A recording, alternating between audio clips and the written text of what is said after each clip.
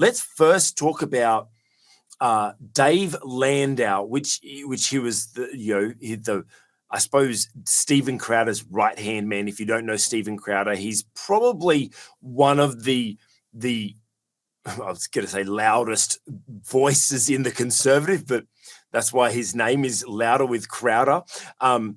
He's a very strongly opinionated, but very fighting for justice kind of. He's on a mission trying to break the trends of media and politics, and his right-hand man, or his second chairperson of his podcast, Dave Landau, is a fellow comedian who, when Steven Crowder did this transition from the Blaze network across to starting up with Rumble, Dave didn't move across with him. And a lot of the fans were questioning what happened with Dave. They missed Dave. Dave's a nice addition to the team. And just recently on the You're Welcome podcast with Michael Malice, Dave shared, from his point of view, the reasons why he left. And all our links are below. So whenever we refer to a video that we're talking about or an article or anything like that, all the links are down in the description. So go check them out. Check out the full interview of Dave talking about what his next season is all about right now. Excited for him in this next season to be able to pursue a new thing. It's always challenging pursuing a new thing, but it's also very challenging. How do I say this? It's challenging to step out of a situation that wasn't the best situation for you and not speak the truth. Now, I think that's probably the main thing. There's a whole bunch of stuff which we can kind of highlight in this situation, but when we leave a situation, I know I've been in situations where I've worked with incredible leaders doing incredible things in business, in ministry, and everything like that, like in all different areas. And I've left because the situation wasn't really the healthiest for me, but I still believe in that person and their mission and what they're trying to do. And so it's very hard to keep, to justify your move without trying to tear down what that other person is doing. And Dave shared that, the situation wasn't that strong there, and he felt like it was a little bit of a controlling environment. He had contractual concerns of he wasn't allowed to be more than 5 minutes late to something or whatever, which I can get his side of that, but I can also get that maybe we don't know the whole side of it, but I don't know, maybe he was notoriously late, and maybe they just needed to say, hey, it's 5 minutes late and you can go home, or whatever it may be. We don't know the whole situation. But Dr. Rod, talking about him leaving, and we'll probably talk about a few of the other issues along the way, because there's something I want to mention that I kind of like, but he's pulling him down for.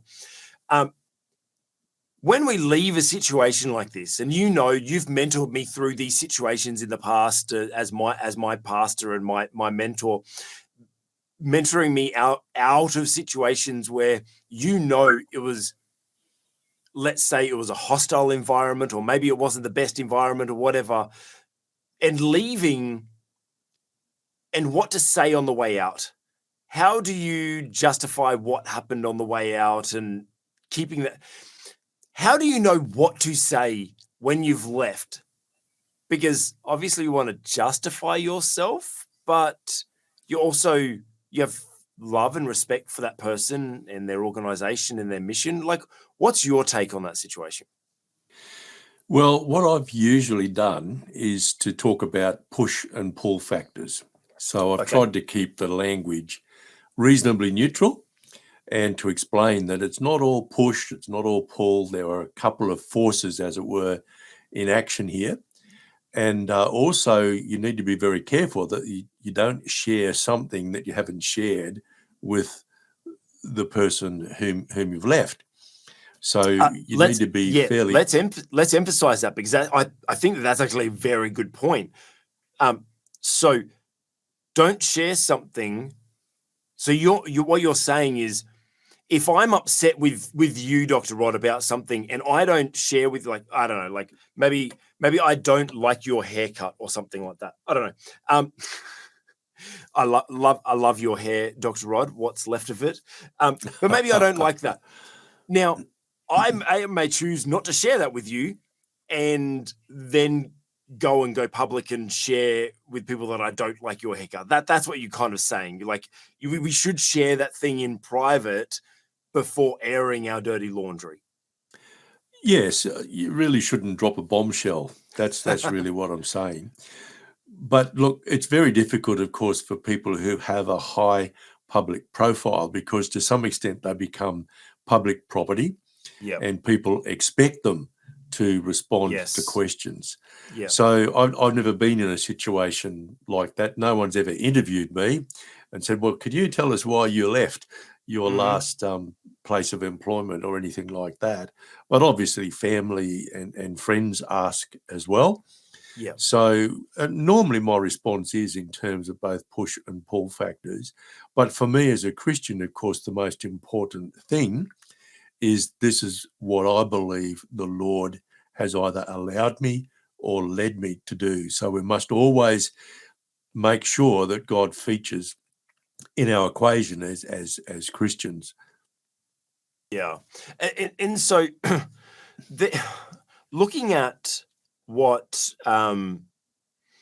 Dave has shared here is actually one of those points that you just shared is like, well, when we're in the public eye, when we put ourselves out for public, public viewing, we are then up for public critique, I suppose is a right word to say it. And Stephen Crowder is out there, and he's put himself out there, and I think the biggest challenge for me with something like that is when someone is so strongly out there fighting for a particular cause, you expect them to be walking the walk and not just talking the talk. Because I remember the issue that Stephen Crowder had with the Daily Wire was the restrictions within contractual agreements. And I remember on a podcast, he specifically said that, you know what, I want someone to come to me, and if they're a comedian, I want to encourage them to go out and do a special and release them to do what they're good at and everything. I'm like, he's speaking my language. I love what he's talking about. Like, help people pursue their purpose. Don't try to fit them within a box. But then when Dave was talking about his contract, he was talking about that there's all these restrictions, that he wasn't able to travel and do his comedy, that he wasn't able to, that he was forced to turn up on days when there wasn't actually anything there. And like just little things like that, like that. I really feel like he with these contracts and stuff, that it almost felt like he's not doing. He was arguing about these contracts with Daily Wire, and then now he's doing all these restricted, contracts now. Which is sad. Now, that's tough.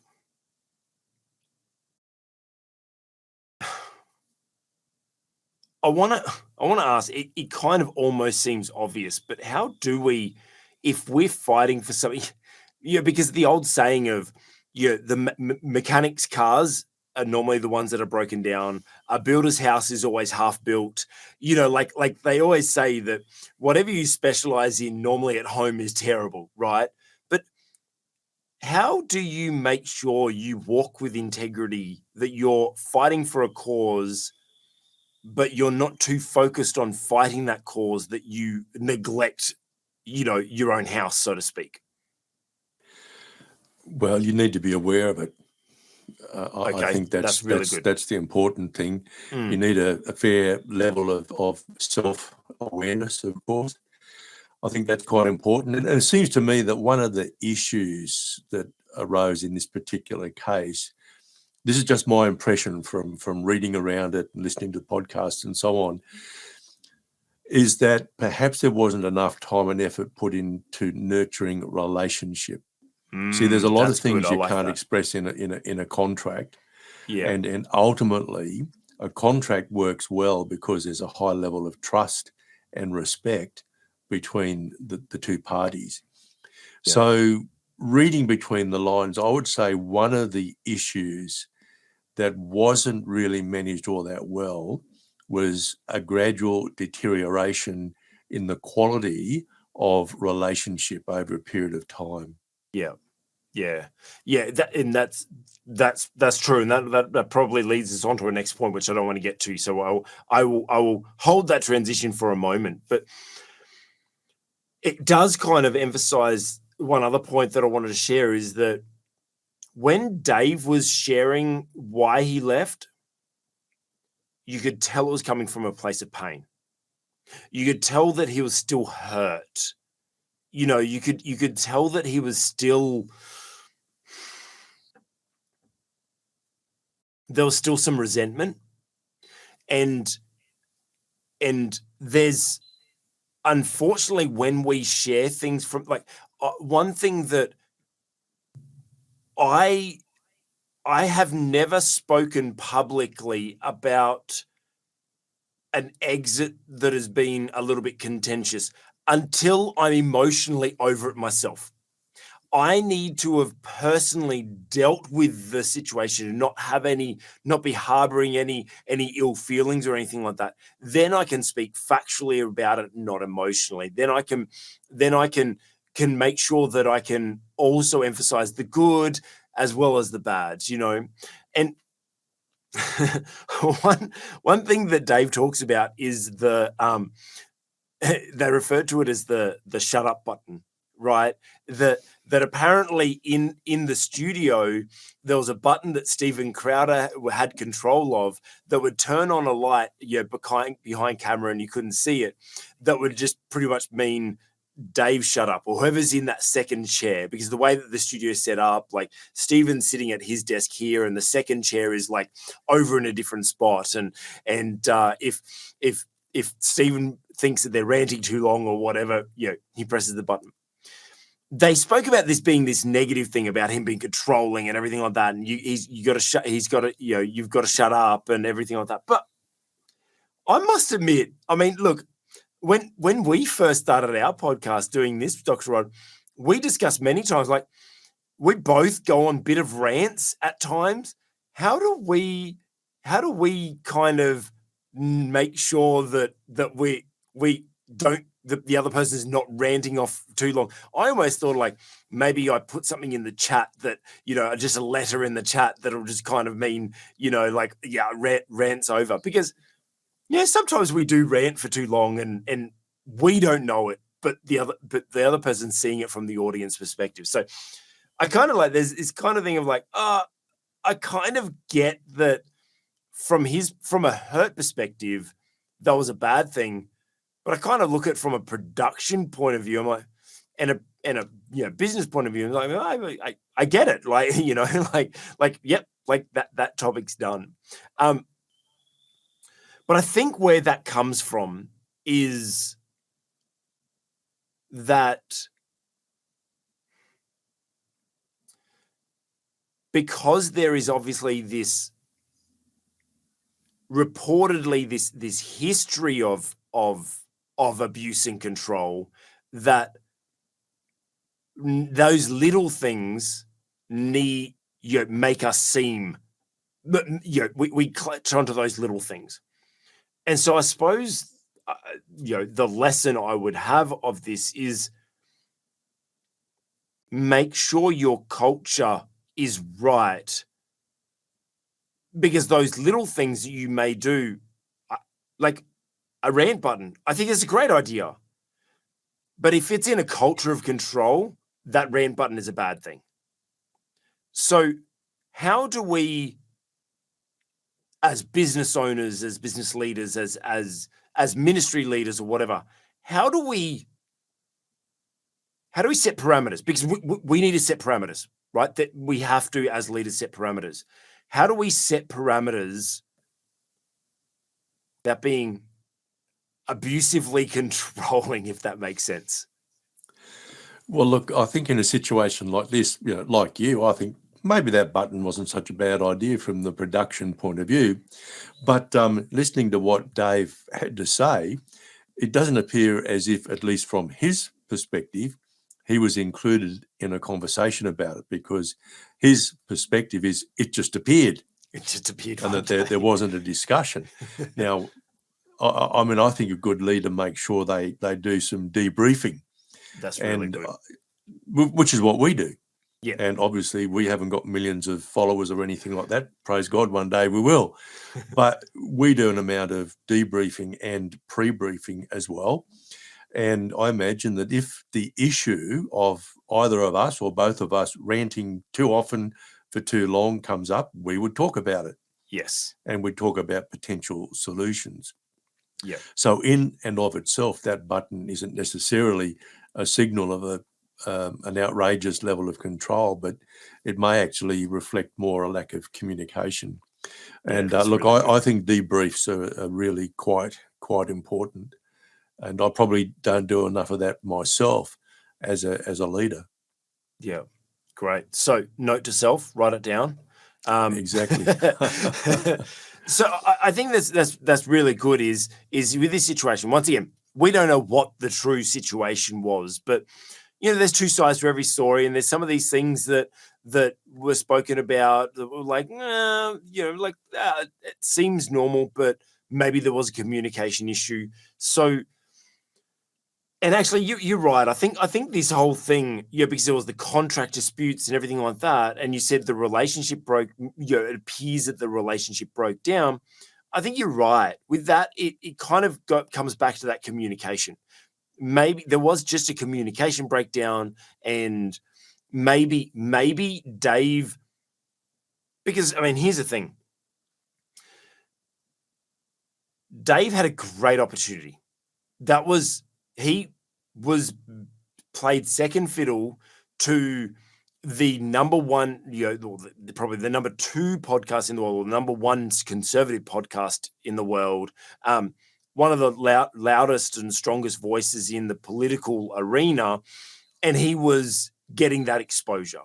And so he became famous from it. He got exposure. There was some benefit there, but maybe there was a sense of him not actually speaking up, and all of this stuff just festered inside where maybe the team didn't actually know that it was an issue, and the light thing, like you said, it may have just been an idea. Yeah, that's a great idea. Let's put up a light and let's do it. And Dave didn't voice it until now, and didn't go, oh, what's that about? That's a little bit insulting. Oh, sorry, didn't mean it. It was just a thing in passing. Communication does solve a lot of things. So, but Dave left and has now expressed his reasons for leaving. Just make sure that if you leave a place, I feel like we still have a responsibility to protect that place and protect the mission. But I also feel like we do need to be honest, and people do need to be held account, especially people that are standing up for a particular thing. So make sure when you're sharing it from a place of humility. Make sure you're sharing it from a place of forgiveness, where you've been through complete forgiveness and you're not harboring any ill feelings, so you're not emotional. Hey, you just watched an excerpt from the On the Cube Leadership Podcast. If you like that, hit the like button and put a comment below. Hey, if you want to watch more videos like this, check out our channel, and while you're there, make sure you subscribe.